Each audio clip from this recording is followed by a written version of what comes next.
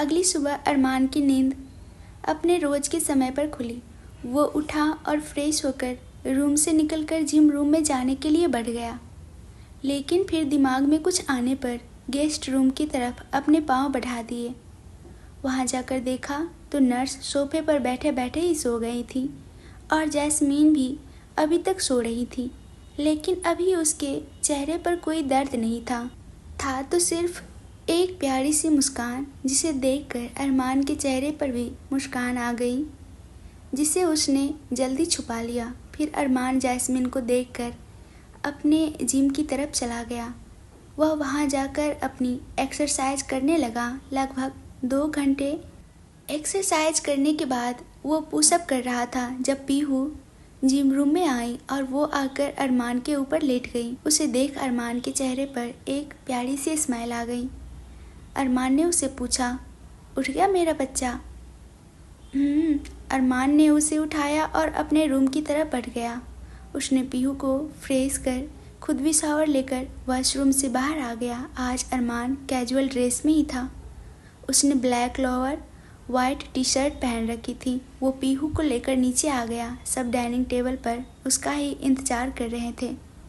वहीं दूसरी तरफ जैस्मीन ने धीरे से अपनी आंखें खोली और उठने की कोशिश की तो सीधे कंधे में बहुत तेज दर्द उठा। एकाएक कल मरीन ड्राइव पर जो हुआ वो आंखों के सामने किसी रील की तरह घूम गया। वो वापस लेट गई। उसने नज़र घुमाकर देखा तो यह एक रूम था जो कि सलीके से सेट किया गया था। नर्स उसे नहीं दिखाई दी, शायद वॉशरूम में फ्रेश होने गई थी। जैस्मीन ने फिर उठने की कोशिश की तो कंधे में बहुत दर्द हुआ। वो अचानक पीछे को गिरने लगी तो 2 जोड़ी मजबूत हाथों ने उसे संभाल लिया। जैस्मीन ने ऊपर चेहरा कर देखा तो उसे अरमान का चेहरा नजर आया, जिस पर जैस्मीन की नज़र एक पल के लिए ठहर गई, लेकिन उसने फिर से अपनी नज़रें हटा ली। अरमान ने उसे अच्छे से बिस्तर पर लिटाया और कहा कि आपको आराम की ज़रूरत है, नहीं तो स्टिचेस खिंच जाएंगे और आपको तकलीफ़ होगी। घाव जल्दी भरेगा नहीं। सर आप ठीक है? आपको कुछ हुआ तो नहीं? अरमान ने जैस्मीन की तरफ हैरान होकर देखा। मतलब गोली इस लड़की को खुद लगी है। इसे अभी अरमान की फिक्र थी। अरमान ने बस कहा और नर्स की तरफ देखा और उसे जैस्मीन को नाश्ता करवाने को कहा। तभी दरवाजे के पास पीहू की आवाज़ आई, पा। अरमान और जैस्मीन दोनों ने दरवाजे की तरफ देखा तो पीहू को देखकर दोनों के चेहरे पर एक स्माइल आ गई। वहीं पीहू ने जब जैस्मीन को देखा तो वो बहुत खुश हो गई और मम कहते हुए जैस्मीन के पास आ गई। जैस्मीन ने बैठने की कोशिश की तो उसके मुंह से आह निकल गई। अरमान ने जल्दी से उसे कंधे से पकड़कर संभाला और बेड के क्राउन से सहारा देकर बिठा दिया। इस टाइम अरमान और जैस्मीन दोनों बहुत पास थे। दोनों को एक दूसरे की सांसें अपने चेहरे पर महसूस हो रही थी। अरमान तो एकटक जैस्मीन की आंखों में देख रहा था और जैस्मीन वो भी बस अरमान के चेहरे को देख रही थी, जिसे जैस्मीन को अपने लिए फिक्र दिखाई दे रही थी। पीहू के बुलाने पर दोनों होश में आए। अरमान ने जैस्मीन को अच्छे से बिठाया और पीहू को गोद में उठा लिया और जैस्मीन के पास बिठा दिया तो पीहू अपनी मीठी सी आवाज़ से बोली, मम आपको क्या हुआ? जैस्मीन ने उसके मम कहने से अनकंफर्टेबल हो गई तो उसे देख अरमान ने पीहू से कहा, प्रिंसेस यह जैस्मीन आंटी हैं, आपकी मम नहीं। नहीं, यह मेरी मम है। पीहू के पास मम नहीं, पीहू को मम चाहिए। अरमान भी उसकी बात सुनकर परेशान हो गया और जैस्मीन ने अरमान की तरफ देखा और फिर पीहू की तरफ देखकर बोली, कोई बात नहीं, आप मुझे मम बोल सकते हो, लेकिन अकेले में किसी के सामने नहीं, प्रॉमिस। पीहू जैस्मीन की बात सुनकर खुश तो हुई, लेकिन फिर भी उसका चेहरा थोड़ा सा उदास था। तो जैस्मीन ने पूछा, क्या हुआ पीहू, आप खुश नहीं हो कि आप मुझे मम बोल सकते हो? अरमान भी पीहू को देख रहा था। पीहू ने पहले जैस्मीन की तरफ देखा, फिर अरमान की तरफ और फिर सर झुकाकर बोली, पीहू खुश है कि पीहू के पास भी मम है, लेकिन पीहू को मम को बंटी भैया से मिलवाना था, क्योंकि बंटी भैया ने बोला था कि पीहू के पास मम है ही नहीं। पीहू की बात सुनकर जैस्मीन ने पीहू को खींचकर अपने सीने से लगा लिया और उसका सर सहलाने लगी। जैस्मीन की आंखें नम थीं। उसने नम आंखों से अरमान की तरफ देखा जो पीहू को देख रहा था, जिसके चेहरे पर दर्द और आंखों में नमी थी। पता नहीं क्यों, पर जैस्मीन को अरमान को ऐसे देखकर उसके दिल में एक अनकहा सा दर्द हुआ। तभी नर्स नाश्ता लेकर रूम में आ गई। अरमान ने नर्स को जैस्मीन को नाश्ता करवाने को कहा और खुद पीहू को लेकर डाइनिंग टेबल पर आ गया। वहाँ सबने नाश्ता किया और लिविंग रूम में आ गए। अरमान ने सार्थक और रोहित की तरफ देखा और पूछा, कल जो काम बोला था हुआ? जी भाई। कहाँ है अभी? ब्लैक हाउस में। राघव, तुम गोवा जाओगे और वहाँ की मीटिंग अटेंड करोगे। रोहित और सार्थक, तुम दोनों रेडी हो जाओ, हम आधे घंटे में ब्लैक हाउस के लिए निकल रहे हैं। फिर अरमान अपने रूम में चला गया। बाकी सब भी अपने रूम में चले गए। अरमान रूम में आकर रेडी होकर थोड़े टाइम बाद बाहर आया तो सार्थक और रोहित उसे नीचे लिविंग रूम में मिले। उन्हें कुछ समझाने के बाद अरमान गेस्ट रूम की तरफ बढ़ गया। उसने वहां जाकर देखा तो जैस्मीन बेड ग्राउन से सहारा लेकर बैठी थी और पीहू ने जैस्मीन की गोद में सर रखा था और जैस्मीन उसके बाल को सहला रही थी। अरमान ने जब उन्हें ऐसे देखा तो उसके चेहरे पर एक स्माइल आ गई। पता नहीं क्यों, लेकिन उसके दिमाग में जैस्मीन और पीहू की छवि एक माँ और बेटी की बन गई। वो जैस्मीन और पीहू के पास गया और पीहू से बोला, प्रिंसेस। अरमान के बुलाने पर पीहू और जैस्मीन दोनों अरमान की तरफ देखा तो अरमान फिर से पीहू से बोला, आंटी को परेशान मत करना, पा को थोड़ा सा काम है, पा वो करके जल्दी आ जाएंगे। पा, आंटी नहीं मम। पीहू के यह कहते ही अरमान ने जैस्मीन को देखा जो एकटक अरमान को देख रही थी, क्योंकि अरमान इस समय अपने रोज़ के लुक से बहुत अलग स्मार्ट लग रहा था। उसने white shirt, black pant, black Jersey और ऊपर से ब्लैक ही ओवरकोट और ब्लैक शूज़ पहना था, जिसमें वो बहुत स्मार्ट लग रहा था। जैस्मीन एकटक अरमान के चेहरे को देख रही थी, जिसे देखकर अरमान के चेहरे पर एक स्माइल आ गई। लेकिन पीहू के बुलाने पर वो होश में आया। अरमान ने जैस्मीन को भी अपना ख्याल रखने को कहा और जैस्मीन के बाल सहलाकर रूम से बाहर आ गया। पता नहीं क्यों, क्या एहसास था कि अरमान के हाथ लगाने से जैस्मीन की आंखें बंद हो गई। अरमान, सार्थक और रोहित साथ वहाँ से गाड़ी में बैठकर निकल गया। जैस्मीन अभी भी आंखें बंद कर बैठी थी, लेकिन अपने बजते फ़ोन से वो होश में आई। उसने अपने आसपास देखा तो उसका बैग जो कल उसके पास था वो रखा हुआ था। उसने नर्स को बैग में से फ़ोन निकालने के लिए कहा। फ़ोन आयशा का था। जैस्मीन ने फ़ोन उठाया और बात करने लग गई। उसने कल जो भी मरीन ड्राइव में हुआ वो सब आयशा को बताया। दरअसल कल जब जैस्मीन आयशा को लंच देने गई थी, आयशा ने उसे तभी बता दिया था कि वो रात को घर नहीं आएंगी, क्योंकि बुटीक में ज़्यादा काम की वजह से उसे रात भर वहीं रुकना था। लेकिन जब आयशा सुबह कुछ सामान लेने घर आई तो जैस्मीन को घर में ना पाकर फ़ोन किया। जैस्मीन ने आयशा से बात कर फ़ोन रख दिया और आयशा ने भी दोपहर तक आने का बोल दिया। फ़ोन रखने के बाद नर्स ने जैस्मीन को दवाई दी। पीहू वहीं बैठी कभी जैस्मीन को अपने खिलौने दिखाती, कुछ करती। जैस्मीन बस मुस्कुराकर उसको देखती और उसके प्यारे प्यारे सवालों के जवाब देती। वहीं दूसरी तरफ अरमान, सार्थक और रोहित गाड़ी से जा रहे थे। यह रास्ता जंगल के अंदर की तरफ जा रहा था। थोड़ी दूर जाकर एक बंगला था, बाहर से दिखने में हॉरर मूवीज़ की तरह। वहाँ पर बहुत सारे आदमी थे जो ब्लैक कलर की ड्रेसेस में थे। अरमान की गाड़ी उस बंगले के अंदर गई और अरमान अपने कोल्ड लुक में गाड़ी से बाहर निकला और अंदर की तरफ बढ़ गया। सार्थक और रोहित उसके पास ही थे। बाहर से ये बंगला जितना डरावना था, अंदर से उतना ही सुंदर। हर एक चीज़ महंगी और एंटीक थी। अरमान वहाँ से एक कमरे में चला गया और वहाँ रखी एक बड़ी सी चेयर पर किसी राजा की तरह बैठ गया।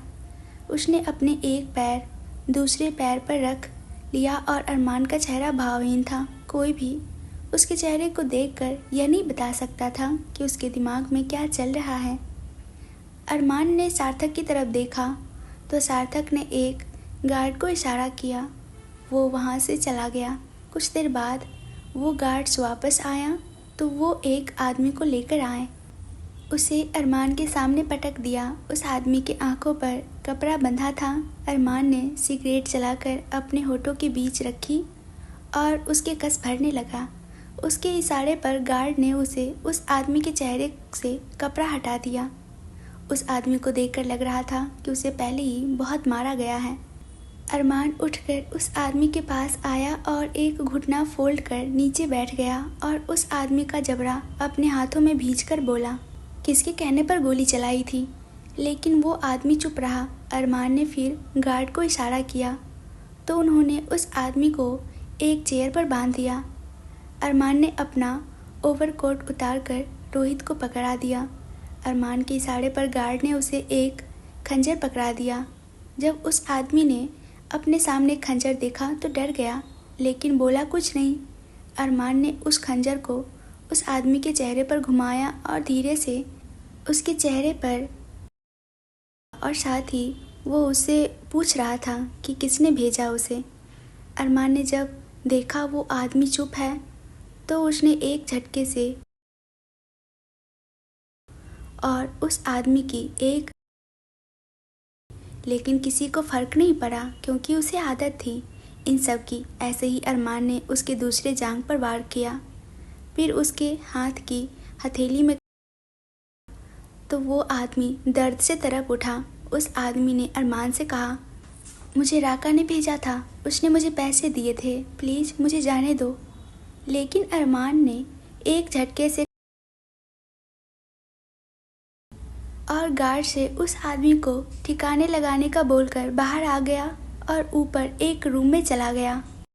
वहाँ फ्रेश होने के बाद वो नीचे आया और गाड़ी में बैठकर वो घर की तरफ निकल गए। लेकिन रोहित वहाँ से ऑफिस चला गया। अरमान के साथ बस सार्थक था। अरमान ने सार्थक को कुछ समझाया और कुछ पेपर शाम तक रेडी करने को बोला। सार्थक अरमान की बात सुनकर हैरानी से उसे देखने लगा, लेकिन फिर भी हाँ भाई कहकर चुप बैठ गया।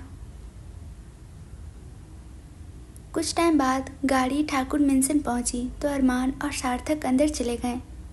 अंदर जाकर अरमान ने बिमला ताई से पीहू का पूछा तो ताई ने गेस्ट रूम की तरफ इशारा कर दिया। सार्थक और अरमान दोनों वहां पहुंचे तो अरमान दरवाजे पर ही बैठकर ठिठक गए।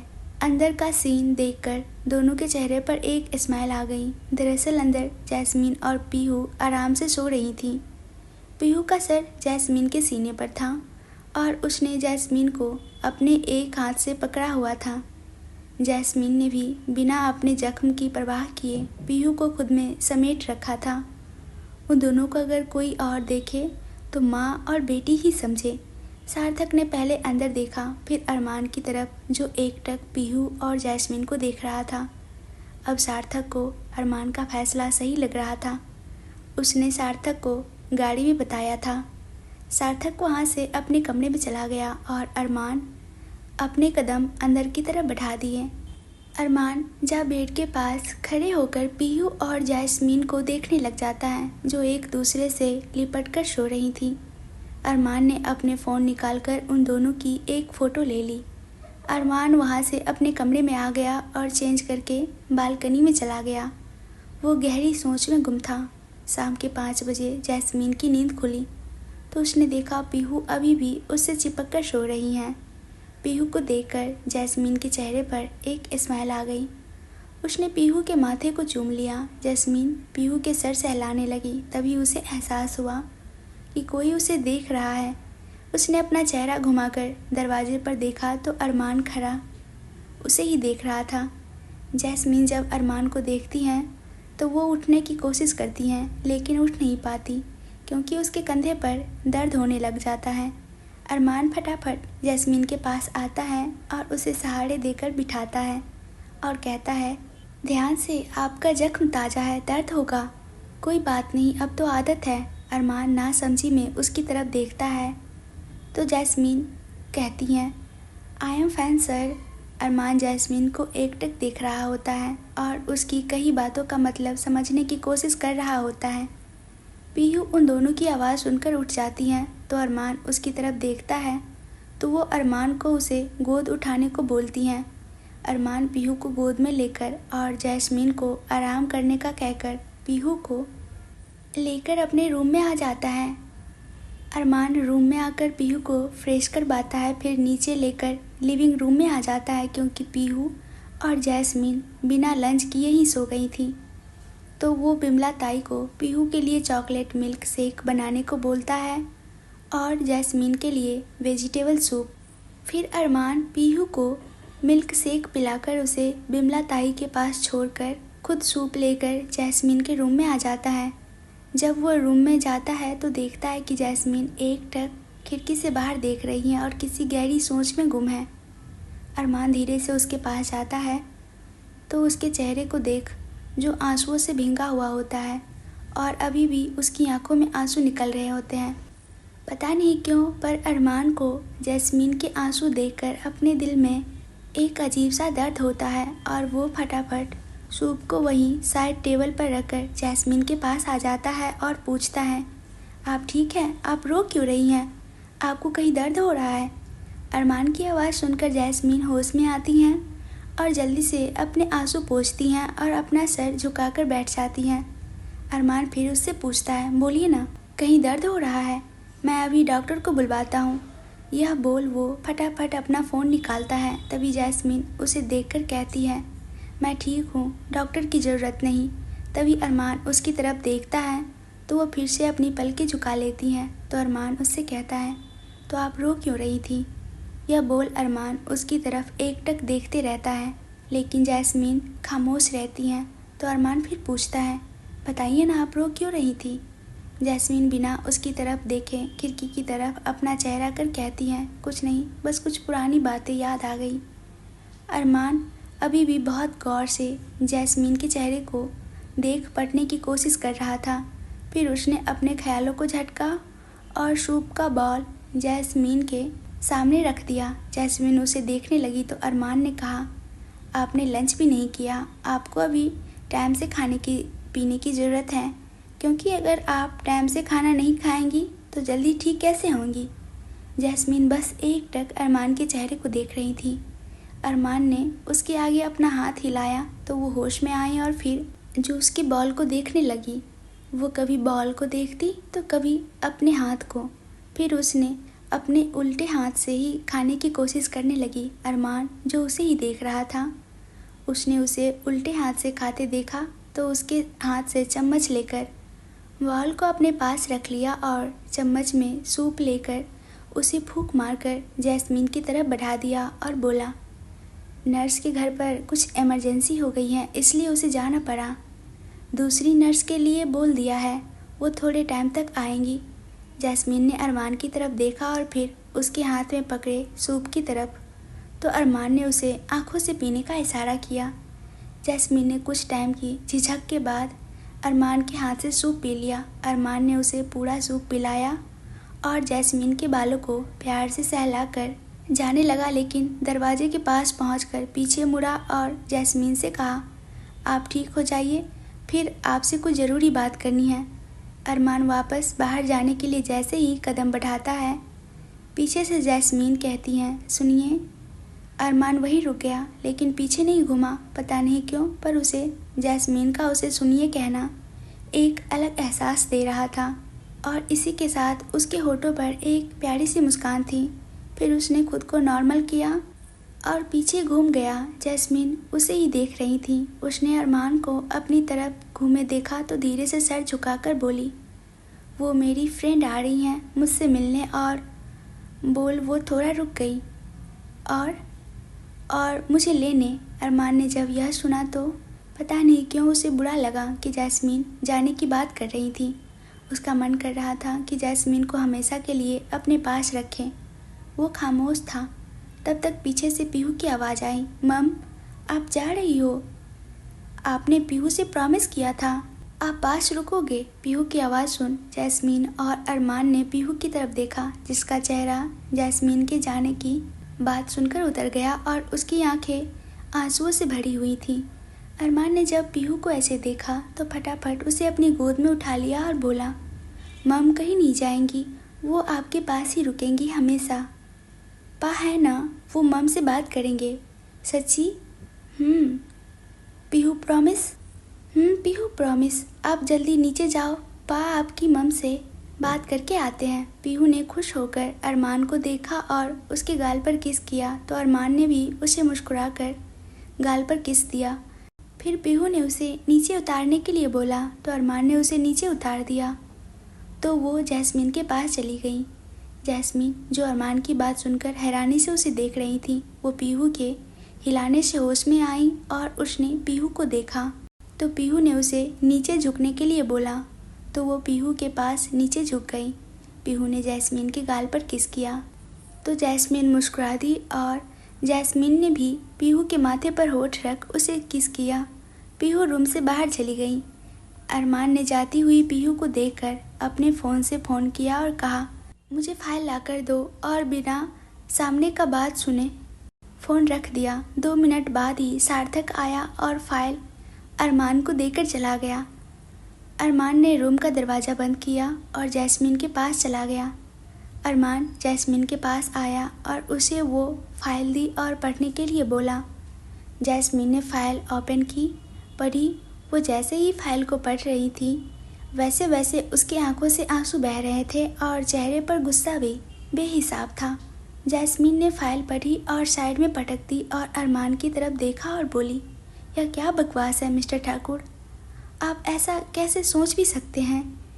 अरमान ने पास रखी चेयर खींचकर बेड के पास रखी और उस पर बैठकर बोला, मेरे लिए मेरी बेटी से बढ़कर और कुछ नहीं है। बिना उसके बोले उसकी दिल की बात जानकर सब कुछ उसे लाकर दिया, लेकिन शायद इस बार पता नहीं कैसे चूक हो गई जो उसकी दिल की बात ना समझ पाया। मुझे लगा मेरा प्यार काफ़ी होगा मेरी बेटी के लिए, लेकिन मैं गलत था। मैं उसकी ज़िंदगी में माँ की कमी पूरा नहीं कर पाया जो उसके जन्म लेते ही आ गई थी। मेरी बेटी ने पहली बार मुझसे किसी चीज़ की जिद की है। उसकी खुशी के लिए मैं कुछ भी करूँगा। जैस्मीन, जो अभी भी रो रही थी, वो बोली, मिस्टर ठाकुर, मुझे पीहू से लगाव है क्योंकि कहीं ना कहीं मैं उससे खुद को देख रही हूँ, लेकिन मैं यह नहीं कर सकती।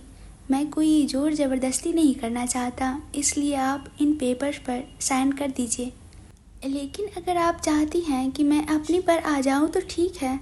अब आप अपनी दोस्त की बर्बादी की जिम्मेदार खुद होंगी। यह बोल अरमान ने अपने फ़ोन से किसी को मैसेज किया। 10 मिनट बाद जैस्मीन का फ़ोन बजा तो उसने देखा कि फ़ोन आयशा का था। जैस्मीन ने फ़ोन उठाकर हेलो कहा तो आगे से आयशा की आवाज़ आई जो बहुत परेशान थी। जैस्मीन ने उससे पूछा क्या हुआ तो उसने बताया कि उसे जॉब से निकाल दिया गया है। तो जैस्मीन ने उससे कहा तो फिक्र मत कर, मैं कुछ देखती हूँ, और फ़ोन कट कर दिया। फिर जैस्मीन ने अरमान की तरफ अपनी आंसुओं भरी नज़रों से देखा और कहा, आप ऐसा क्यों कर रहे हैं मिस्टर ठाकुर, प्लीज़ ऐसा मत करिए। मेरे पास मेरा अपना कहने के लिए सिर्फ मेरी दोस्त है। अरमान ने उसकी तरफ देखा, पता नहीं क्यों, लेकिन जैस्मीन का हर एक आंसू अरमान को अपने दिल पर तेजाब की तरह लग रहा था। तो अरमान वहाँ से उठा और दरवाजे की तरफ बढ़ते हुए बोला, 1 घंटा है आपके पास सोचकर साइन करने के लिए। आप वजह नहीं जानना चाहते कि क्यों मैं ये नहीं कर सकती। जैस्मीन के इतना कहते ही अरमान के कदम रुक गए, लेकिन वो पीछे नहीं घूमा। जैस्मीन ने एक गहरी सांस ली और कहा, मैं डाइवोर्सी हूँ मिस्टर ठाकुर।